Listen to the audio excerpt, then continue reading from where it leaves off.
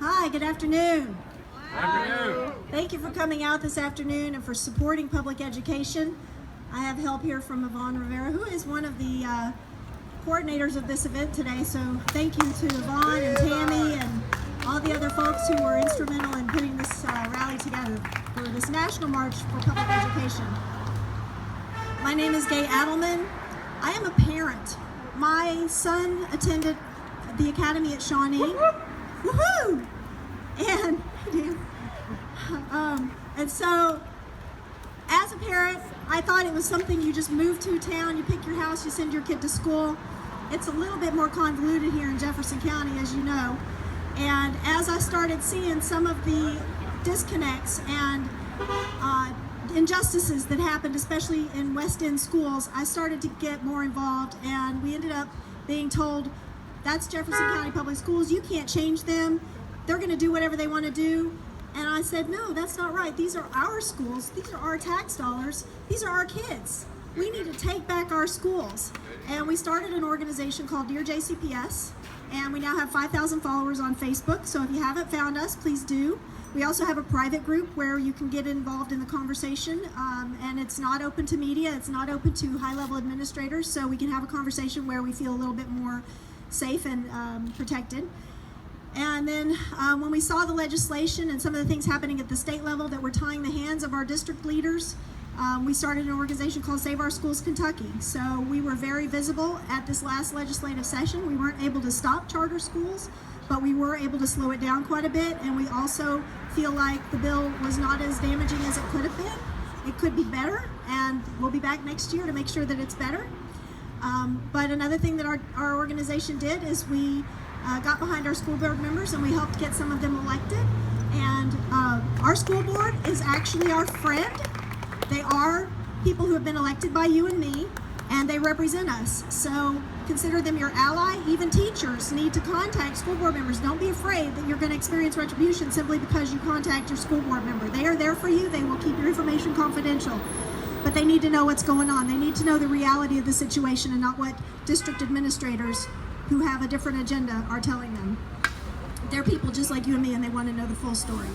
So today, with Yvonne's help, I'm going to run through 10 myths of public education. These are myths that have been perpetuated by billionaires and bureaucrats and people with special agendas who are trying to influence and infiltrate our public schools so that they can benefit, so they can push their special interests and their agendas, and so they can profit. And these are outsiders. These are people who don't even send their own kids to public schools. And as Chris mentioned, they've never even set foot in our schools, and they're from out of state. And they want to come here and tell us what's best for our students and what's best for our schools.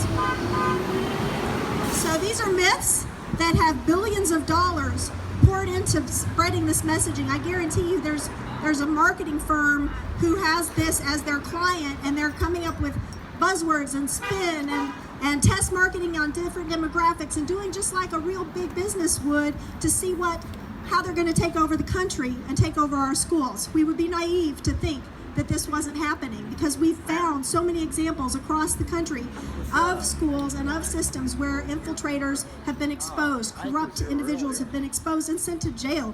And Yvonne can go on and on. She's my expert when it comes to all the actual historical facts of the corruption that exists in this country. So let's not be naive and think that this is just, us versus them. There is an orchestrated plan.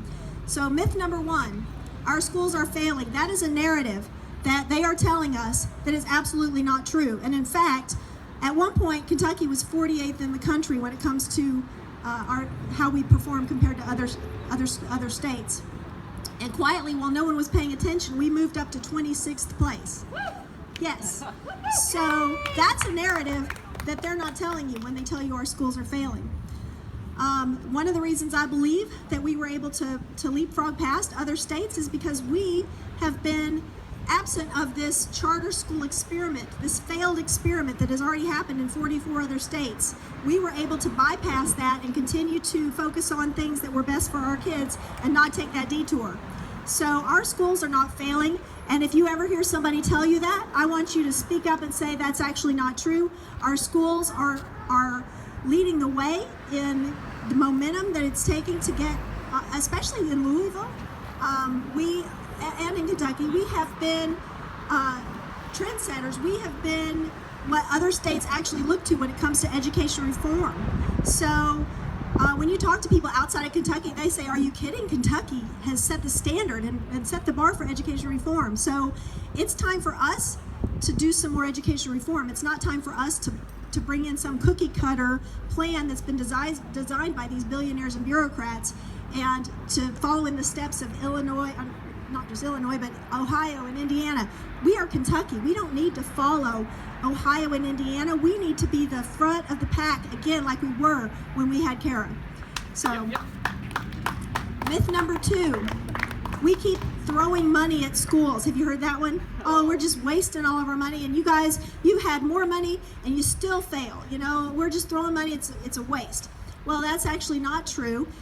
Our funding levels are actually still below pre-recession levels. In 2008, when the recession came, our funding was drastically cut. And just like somebody who doesn't get a raise or who gets a payroll cut, you don't get to make it up just by getting a 10% raise the next year. You're still going to be way behind where you would have been when they had a drastic cut to begin with. So when you adjust for inflation, we're way behind. And then when you take into account all the supports and services and money wasted on high-stakes testing that actually doesn't help our kids, we're putting money in some of the wrong places, yes, and we as people, we the people and the parents and the teachers and the students need to speak up and say, let's invest in things that actually will make a difference instead of waiting until students reach a certain level and it's a lot more expensive to address a situation. So we need to be the voice that brings reason and things that we should be doing with our money, but not accept the narrative that we're wasting the money. It's not wasted.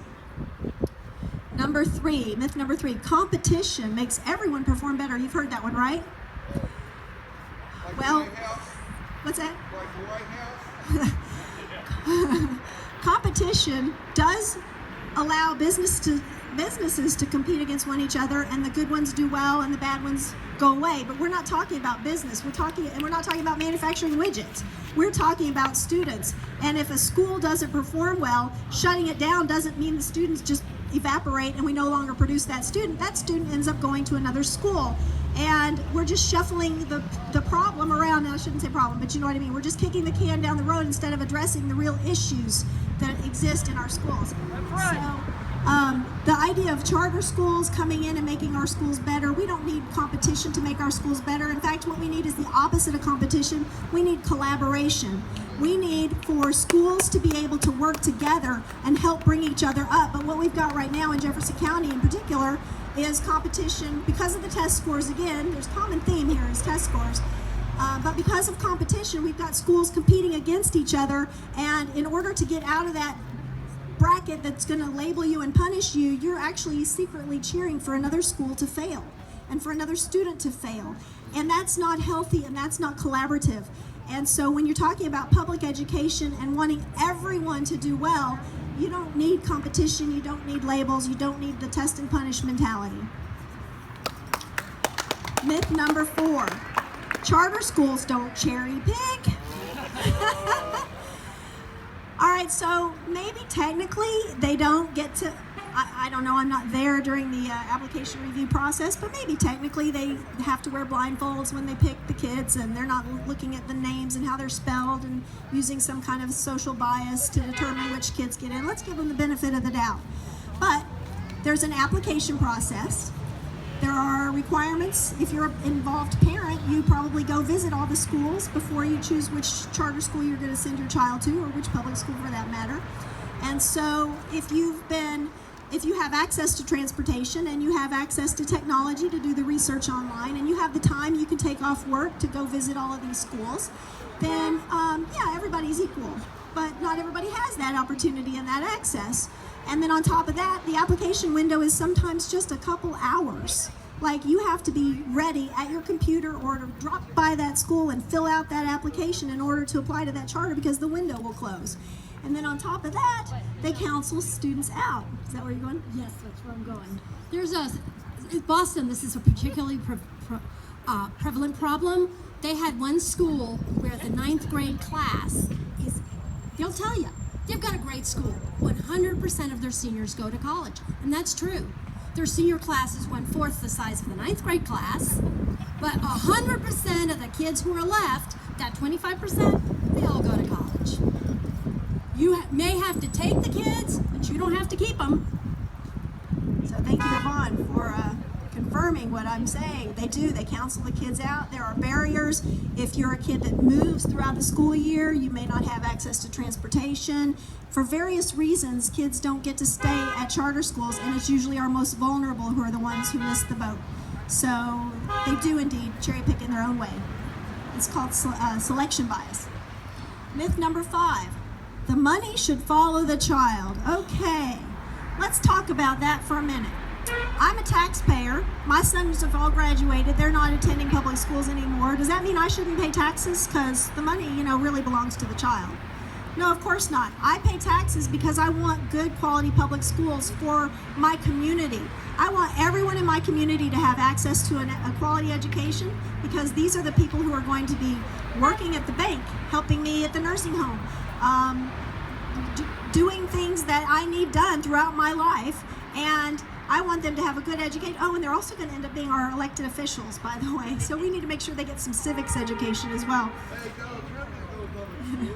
So the reason we invest in our public schools is because we want them to be quality, and it's a great equalizer. It's a great opportunity for students who don't have other accesses to really finally get an opportunity to get out of a situation.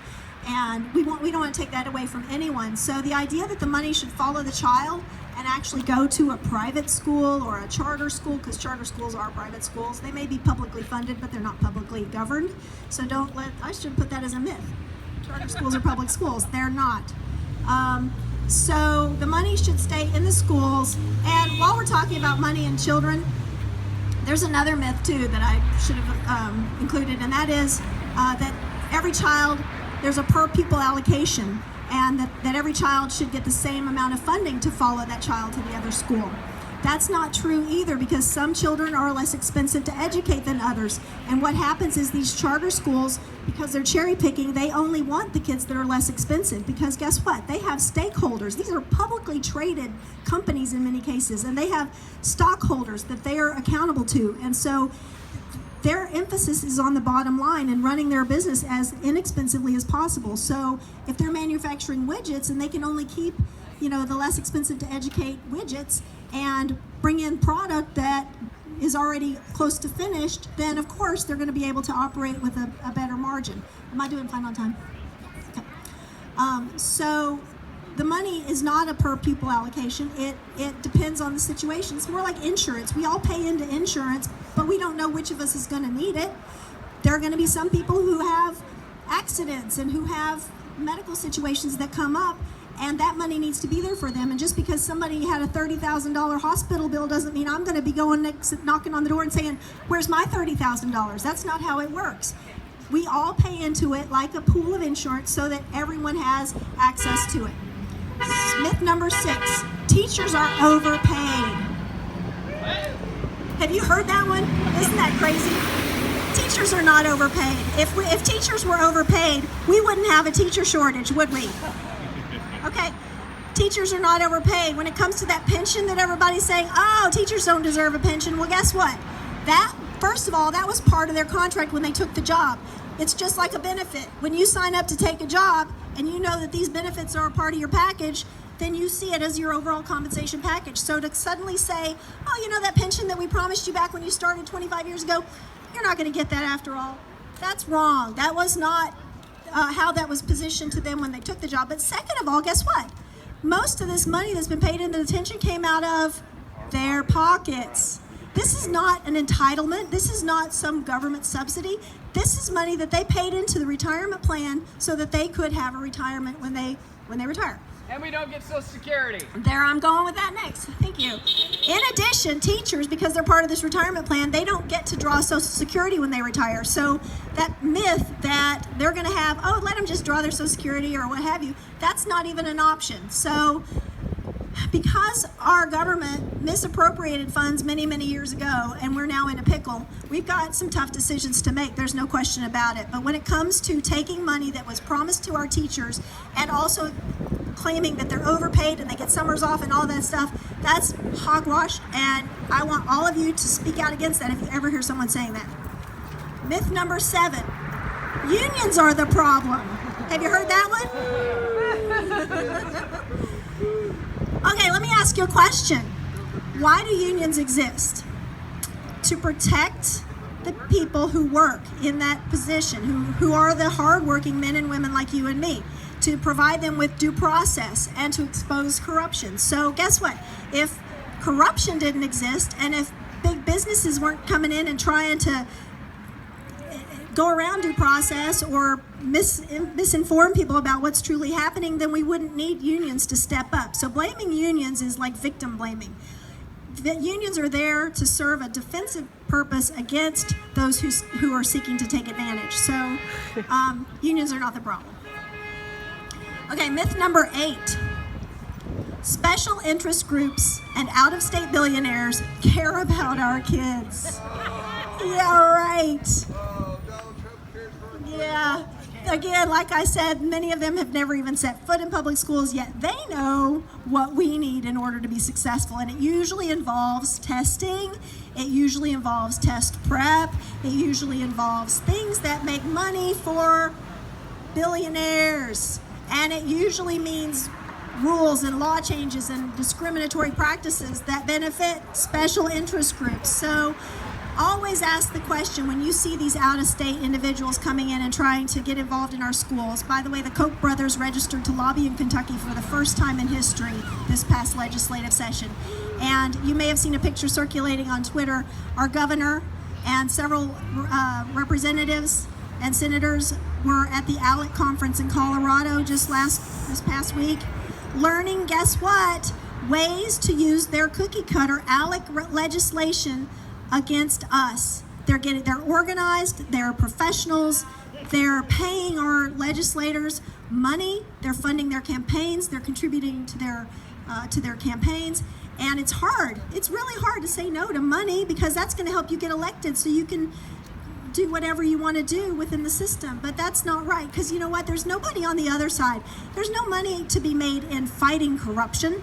There's no money to be made there, so it's not even an equal fight. So that's where we as people, as numbers, can make the difference. That's the only thing we really have going for us, because we don't have billionaires and bureaucrats and big business interests supporting us. So we have to get our message together and fight the narrative that they're telling us with our own message.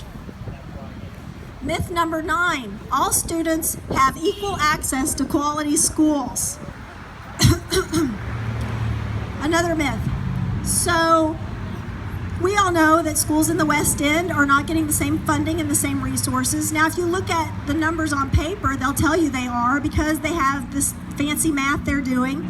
And for the example at Shawnee, I learned that we have the ESL Academy in our building, and we also have an exceptional childhood education facility in our building, and we also have neighborhood place in our building, and there is nothing wrong with any of those groups other than the fact that all of that budget gets lumped into one numerator, and then they divide it by the number of students at Shawnee, which was 500 and something when I was looking at it. So the math, the numerator over the denominator, gives you a really high per pupil number when it's actually not accurate. So when people tell you things, please ask them to prove it, ask them to demonstrate it. Don't just take their word for it, because our students don't all have access to quality schools. And then on top of that, if you've seen the student assignment map, all of the burden of integration and desegregation falls on one segment of our population, and that's not right. We should be making sure that just as many kids from the East End and the South End are riding buses to the West End. We need to make sure that it's equitable access back and forth, not putting all of the burden on one segment of our population that typically already has the highest unemployment rate, the highest poverty rate. They're already trying to overcome other burdens that have been placed there through redlining and social injustice, and for us to then just kick them with this one extra responsibility is not right either. And with House Bill 151, we almost had someone from the outside come in and tell us how to redistrict our schools, and that would have led to resegregation, which is also not right. And it would have led to overpopulation in the West End schools because we've shut so many West End schools down. So what would end up happening is the West End kids would still get bussed out, but now it wouldn't even be schools that they have a choice over. And then on top of that, in schools that we claim we have integration in, they're still segregated within the school. So we think that you look on the paper and you see a certain school is, 40, 50, 10% different mix of poverty and ethnicity, but really the kids that are bussed in all filter down into one hallway, and the kids that live around that school all filter into another hallway, and they're not even integrated. And then those students who would have qualified for Title I funds are denied those funds because the school overall has a higher diversity mix. So we're denying kids funds that they're entitled to. We're pretending that we're integrated when we're really not.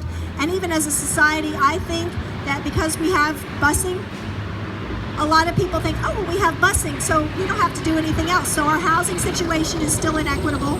We've done very little to address the housing situation. Myth number 10, and I'm almost done. Test scores matter. How many people come here and choose their schools based on a test score? A lot.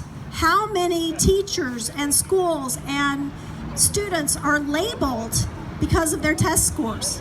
A lot. So what that does is that creates a competitive environment. We talked about competition versus collaboration earlier, and it pits schools and students against each other. It labels kids, and then it puts a perceived label in the minds of teachers and administrators that that's all that kid is a number or a label, and that's wrong.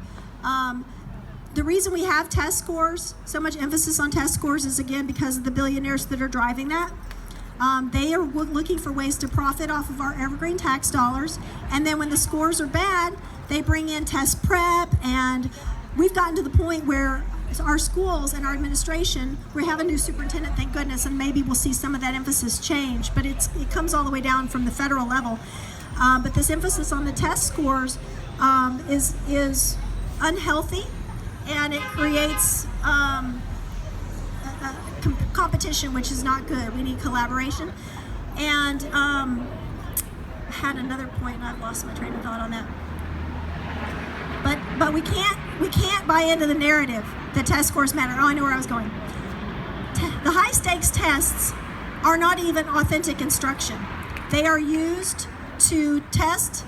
They're used to label and punish so that they can bring in charter schools and say charter schools are here to save the day, or some EMO organization that's a private business is going to come save the day. They're not teacher-led, and they're not even used to guide instruction. The test scores don't even come back until the following school year. So, and you don't know what you missed. So our schools have gotten to the point, though, where there's so much emphasis on these test scores that we're now prepping for testing in kindergarten, first grade. The first big test isn't until third grade, and we're already having our kindergartners fill in bubbles because they care more about the test score than they do about authentic instruction. And then you hear all this talk about deeper learning. Deeper learning is the kind of education that we all got, the adults in the room here got when we went to school, because that's what public education used to mean. And because we place so much artificial importance on things that don't matter, we have lost deeper learning. And so now we're actually having to name it and make a concerted effort to actually bring it back to our schools, when all we really need to do is stop focusing on test scores, and deeper learning will return. So I'm about to wrap up. I challenge you all to forget Southern manners when it comes to speaking up for our schools. Forget worrying about retaliation and retribution. We have a new leader in our district, and if you speak up and you get retaliated against, our board members are going to see it, our organization is going to see it. We will expose that, and we will help weed out those types of leaders that are creating that hostile work environment. We have to do this, and if we're all speaking up together, they can't retaliate against all of us, now can they? We need to raise our voices with the narratives of things that we do need that are accurate, not these myths. Smaller class sizes, investment in curriculum, early childhood education. You know the drill. Whenever somebody tells you any of these things, counter it with what we really do need to focus on. And with that, I will turn it back over to Yvonne. Thank you all. Thanks, Dave.